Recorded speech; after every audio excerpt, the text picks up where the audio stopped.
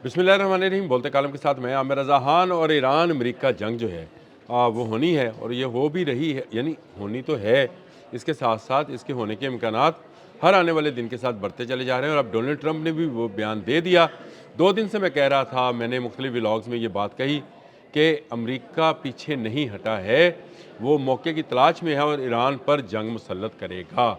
और उसने आज डोनाल्ड ट्रंप ने ये बयान देकर कि एक बड़ा बहरी बेड़ा ईरान की तरफ गामजन है, अब मेरे उस बयान की तस्दीक कर दी कि ये जंग टली नहीं है। जो तजियाकार और जो भी लोग इस पर व्लॉग्स और तबसरे कर रहे थे कि शायद अमेरिका पीछे हट गया है, वो मैंने कल भी कहा था, आज भी कह रहा हूँ कि फूल पैराडाइज़ यानी हमको की जन्नत में रहते हैं। क्योंकि अमेरिका जब एक कदम उठाता है तो एक सुपर पावर का कदम है, और सुपर पावर अगर कदम वापस उठा ले तो वो होता ही है कि उसको डरपोक समझा जाता है। और अमेरिका किसी सूरत, डोनाल्ड ट्रंप जैसी ज़हनीत के लोग कभी किसी सूरत ये नहीं होने देंगे। और इसीलिए उन्होंने अपने ताज़ा तरीन बयान में जो इंटरनेशनल मीडिया की जीनत बना हुआ है, कहा कि मेरा बहरी बेड़ा, बड़ा बहरी बेड़ा जो है वो ईरान की तरफ गामजन है।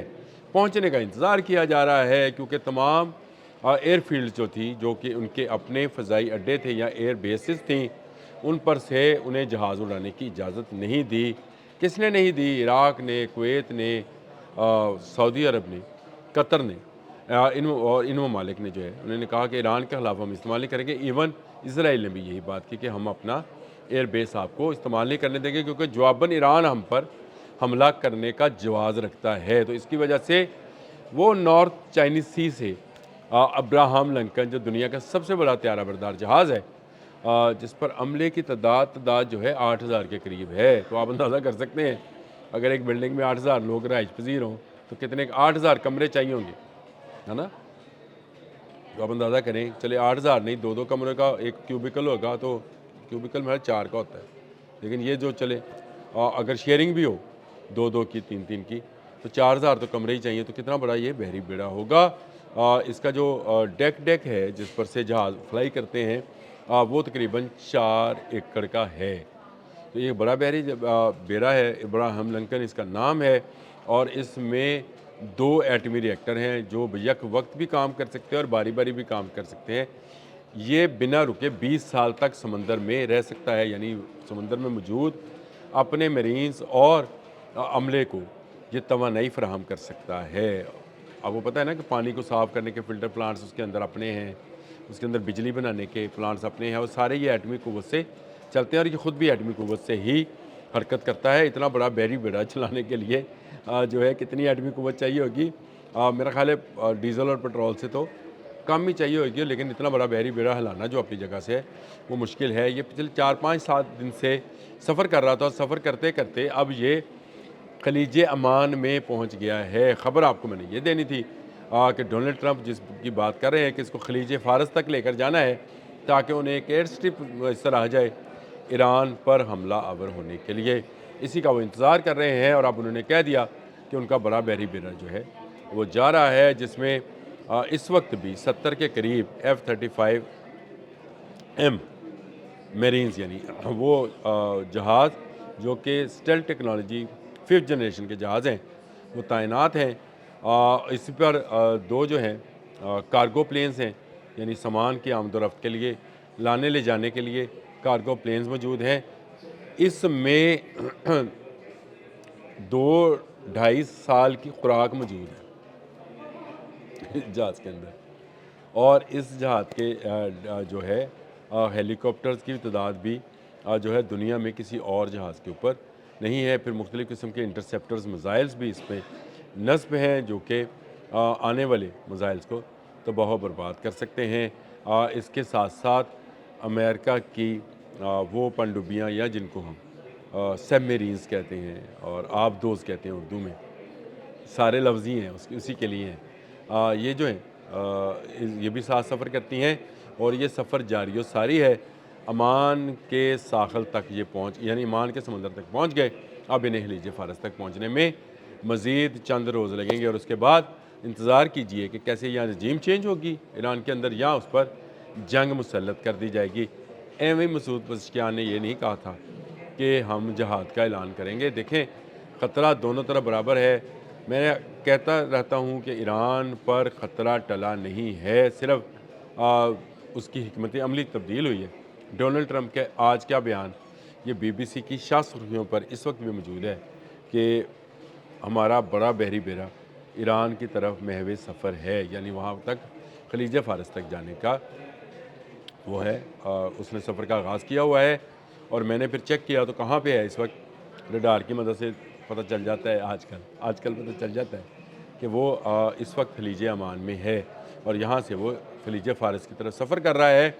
خلیج فارس وہ علاقہ ہے جہاں سے پوری دنیا کا تقریباً 40% تیل گزرتا ہے جو کہ خلیجی ممالک سے آتا ہے، اور اس پر ایران بیٹھا ہے اور ایران کو یہاں سے اپنا تیل بھی بھجوانا ہوتا ہے۔ یہ ساری تجارت جو ہے آئندہ امریکہ کے کنٹرول میں آ جائے گی، کیونکہ امریکہ کے پاس اس ایریا میں 2 ایئر فیلڈز میسر ہوں گی۔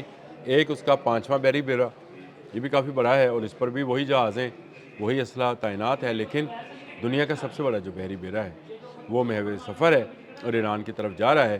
یہ جب ایران کے خلیج فارس میں پہنچے گا تو ڈونلڈ ٹرمپ اگلا اعلان کریں گے، اور اگلا اعلان وہ ہوگا کہ یہ تیل اب میری اجازت کے بغیر نہیں گزر سکتا۔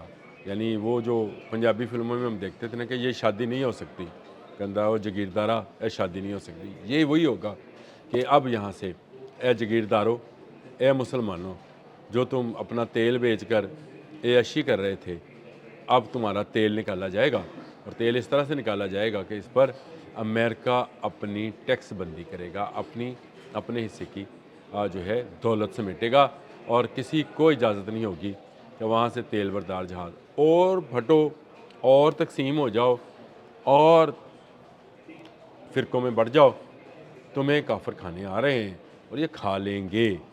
آج جمعے کا روز ہے، یہ تنبیہ میں نہیں، بہت سارے علماء کرام نے بھی کر رکھی ہے کہ قیامت کے نزدیک تمہیں اس طرح سے کھایا جائے گا جیسے مردہ کو مردار کھاتے ہیں، مردار کھانے والے جانور کھاتے ہیں، گدوں کی طرح نوچیں گے۔ گدوں کی طرح نوچنے کے لیے خلیج فارس کا راستہ بند کیا جائے گا، ایران پر پابندیاں لگائی جائیں گی۔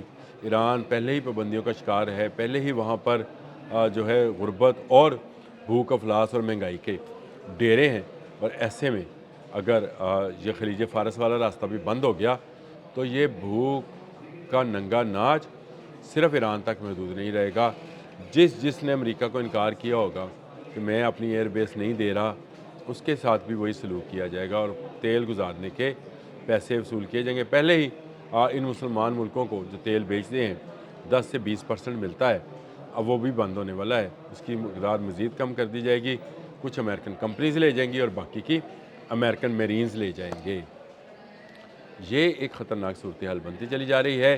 ایران کے لیے ہے کہ وہاں پر رجیم چینج کا معاملہ لایا جائے گا، اس میں کیا کیا جائے گا کیا نہیں بسوخت سے تو نہیں کہتا، لیکن ایک کوشش اور ہونی ہے مہنگائی کے نام پر، اور مہنگائی کے نام پر وہاں پر نئے مظاہروں کا آغاز کیا جائے گا۔ اصل معاملہ یہ ہے کہ اس رجیم چینج کے بعد کون سی رجیم آئے گی، اس کا فیصلہ ہونا ابھی باقی ہے۔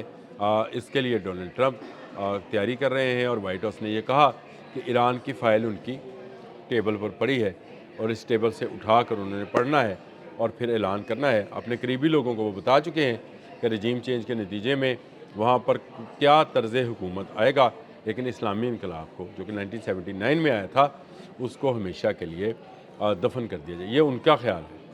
اسلام تو خیر رہے گا، اور اسلام نہ صرف رہے گا بلکہ مقابلہ بھی کرتا رہے گا۔ ایران کے لیے ہماری دعائیں ان کے ساتھ ہیں، لیکن آج امریکی صدر نے دوبارہ سے جنگ کا ایران کے خلاف اعلان کر دیا، یہ کہہ کر کہ ان کا بڑا بحری بیڑا ایران کی طرف گامزن ہے۔ اب تک کے لیے اتنا ہی، اللہ حافظ۔